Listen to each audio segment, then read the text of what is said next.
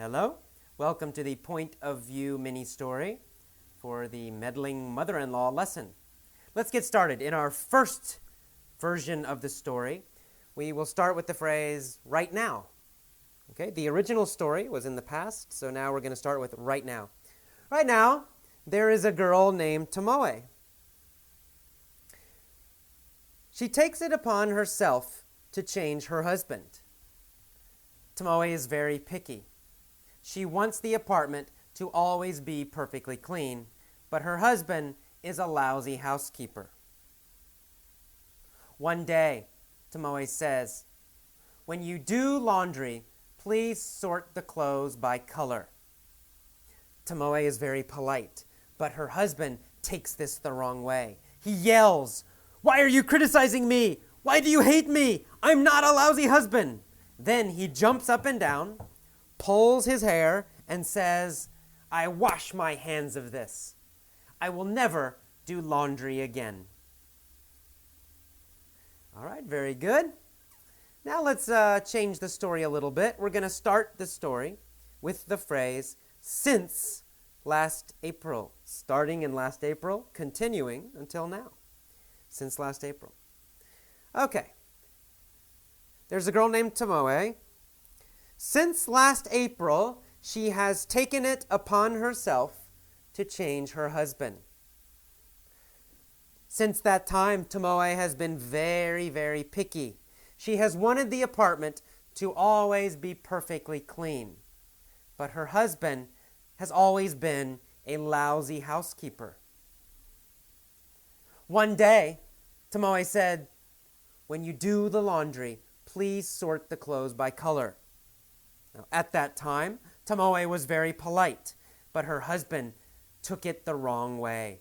He yelled, "Why are you criticizing me? Why do you hate me? I'm not a lousy husband." Then he jumped up and down, pulled his hair, and said, "I wash my hands of this. I will never do laundry again." Okay, did you notice? Again, this happens a lot when we begin something with the perfect tenses. We often switch to another tense, often to the past tense. So we talked about one day, I didn't say one day. Tomoe has taken it upon herself to change her husband. It means she started trying to change him last April. She has continued trying to change him until now, or until this day where they had the argument. That's right. It started in the past and it continued. So we say she has taken it upon herself. Has taken. And we say Tomoe has been very picky. This gives the idea that something changed. Maybe in April something happened. Because before April, maybe she wasn't picky. But since April, she has been very picky. Starting in April until now.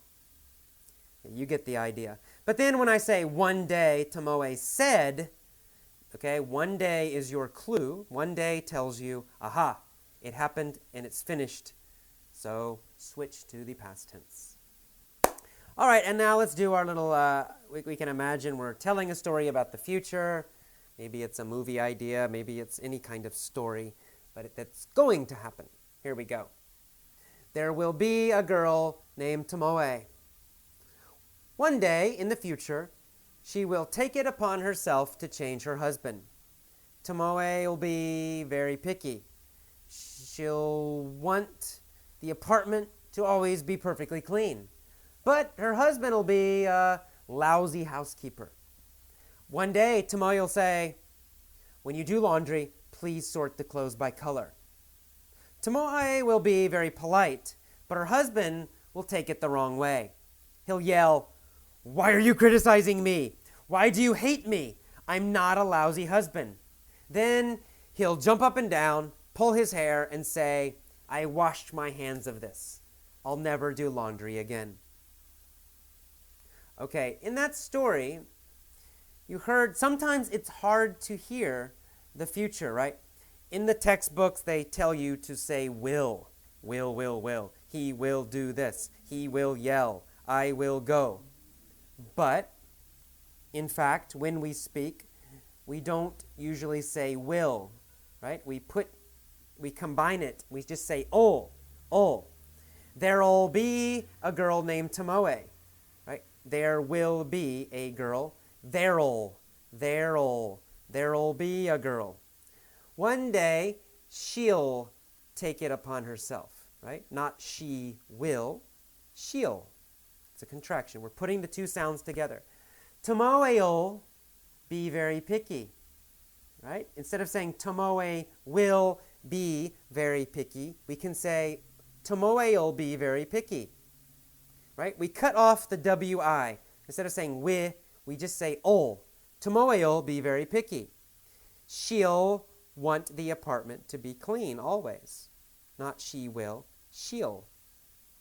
Her husband'll be a lousy housekeeper. Not her husband will be, her husband'll. Husband'll. Okay? Now, this is not correct for writing. With writing, we don't usually say husband'll. But in speech, in conversation, especially native speakers speaking quickly, they will say ol.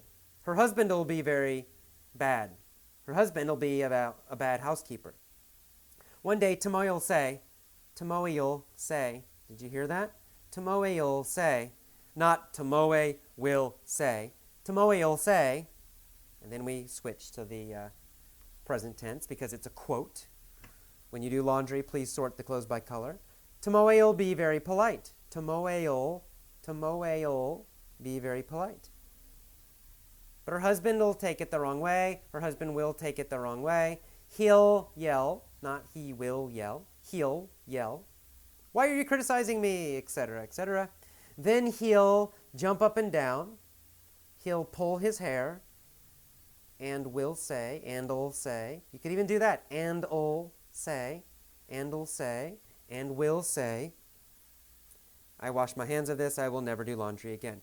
So listen for that. You know, the English you get in textbooks, on CDs, in schools. It's a formal style of English. It's also really a written kind of English. So you're learning to speak written English from these books. And, you know, that's okay, but it's not how we really speak. It is not how Americans actually speak. You'll never see in a textbook, husband'll. The husband'll be good. The husband will go to the store. You'll never see that in a textbook, but in fact, that's exactly what we say every day. Husband'll, Tomoe'll, he'll. So listen for that when you listen to our movie lessons, when you listen to my commentaries, when you listen to these mini stories. I'll try to use this more normal conversation style so you can begin to understand it and use it. Okay, that's all. As usual, listen to each version, then pause, and try to tell the story yourself. All of it, using the correct grammar, the correct verb tenses. And try to use the correct pronunciation when you do this future one, especially. Try to use ol instead of will. Okay? See you next time. Bye-bye.